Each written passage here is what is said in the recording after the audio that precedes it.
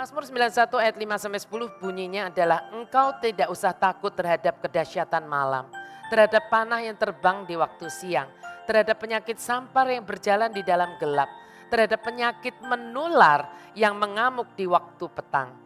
Walau 1.000 rebah di sisimu dan 10.000 rebah di kananmu, tetapi itu tidak akan menimpamu. Siapa bilang amin? Amin. Engkau hanya menontonnya dengan matamu sendiri dan melihat pembalasan terhadap orang-orang fasik. Alasannya apa? Harus ada alasannya. Kenapa begitu? Alasannya adalah sebab Tuhan ialah tempat perlindunganmu. Yang Maha Tinggi telah kau buat tempat perteduhanmu. Betul enggak tapi demikian? Ya, betulkah yang Maha Tinggi adalah tempat perlindungan kita dan perteduhan kita? Atau kita lebih mengandalkan backup yang lain? Itu perlu kita tanyakan. Kalau yang Maha Tinggi yang dibuat tempat perteduhan kita, Tuhan adalah tempat perlindungan kita, konsekuensi logisnya apa? Malapetaka tidak akan menimpa kamu dan tulah tidak akan mendekat kepada kemahmu. Siapa bilang amin? Amin ya. Nah, menurut saya virus yang lebih berbahaya dari virus corona adalah dua hal. Ada dua virus yang lebih berbahaya dari virus corona. Apa itu? Virus keegoisan dan virus kekhawatiran dan kepanikan. Ya, karena orang ketika mulai panik, mulai takut, iya kan, langsung jadi egois. Tapi saya ingin malam hari ini kita tahu apa yang harus kita buat. Faktanya memang coronavirus ada di tengah kita, ada yang sudah kena, ya kan, seperti itu. Apa yang harus kita buat? Saya percaya yang pertama jangan panik.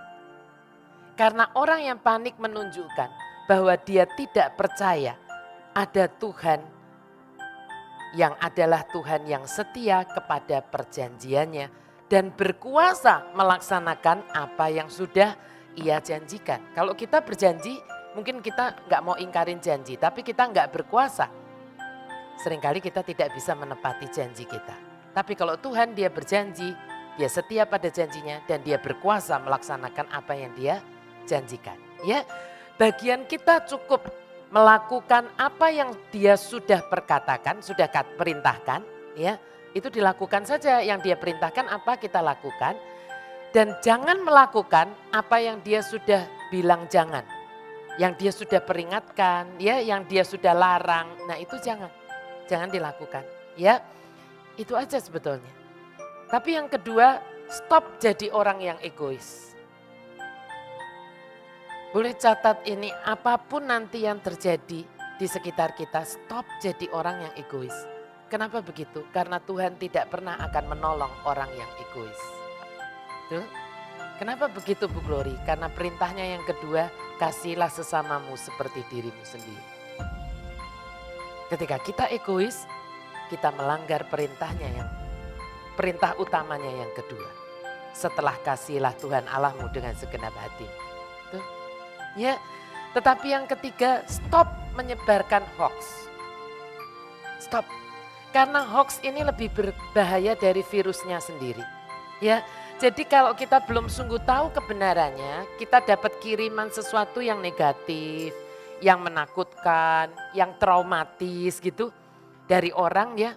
Mungkin kita baca, tapi setelah baca hadapkan saja kepada Tuhan. Kecuali Anda dengar audible dari Tuhan yang berkata broadcast nak gitu, silahkan di broadcast.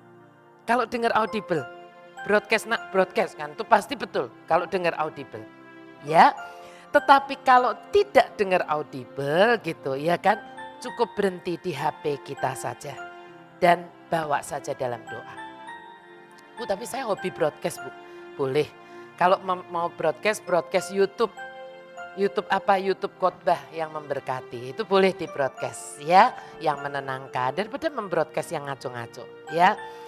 Yang keempat, jangan khawatir dan takut. Karena secara psikologis, kekhawatiran dan ketakutan itu menurunkan imunitas tubuh. Ya, kekhawatiran dan ketakutan itu secara psikologisnya menurunkan imunitas tubuh kita. Kok gitu ya Bu? Tapi ini sebetulnya bukan hal baru. Waktu dunia psikologi belum menemukan penelitian ini, firman Tuhan sudah berkata, hati yang gembira adalah obat. Tetapi semangat yang patah, nah semangat yang patah ini biasa diawali dari kekhawatiran dan ketakutan, ya kan? Setelah itu hopeless rasanya, ya kan? Patah. Itu dikatakan apa? Tuhan berkata mengeringkan tulang. Ya, hati yang gembira adalah obat, tapi semangat yang patah mengeringkan tulang. Ya, bisa saja istilahnya begini, bisa jadi Anda bukan mati karena virus apapun, tetapi Anda bisa mati saking khawatirnya, takut dan tertekan begitu ya. Tidak punya sukacita dan tidak punya damai sejahtera di hati Anda. Ya, so seperti Paulus saya juga ingin mengingatkan dari Filipi 4 ayat 6 dan 7. Janganlah hendaknya kamu khawatir tentang apapun juga, termasuk coronavirus. Tetapi Tuhan perintahkan apa? Nyatakanlah dalam segala hal keinginanmu kepada Allah. Oh saya ingin keluarga saya terbebas, Bu, nggak ada yang suspek pun jangan gitu ya kan.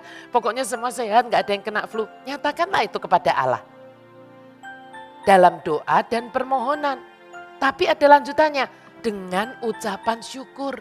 Nggak pernah bilang nyatakanlah keinginanmu kepada Allah dalam doa dan permohonan dengan kepanikan. Nggak pernah ada di ayatnya. Betul ya? Tapi dengan ucapan syukur, baru janjinya Tuhan damai sejahtera yang melampaui segala akal. Akan memelihara hati dan pikiranmu di dalam Kristus Yesus. Nanti dibaca sendiri di rumah ya. Siapa bilang amin? Amin ya. Tapi tetap waspada, tetap menjaga kesehatan, tetap punya pola hidup yang sehat, menjaga kebersihan tubuh itu sih harus.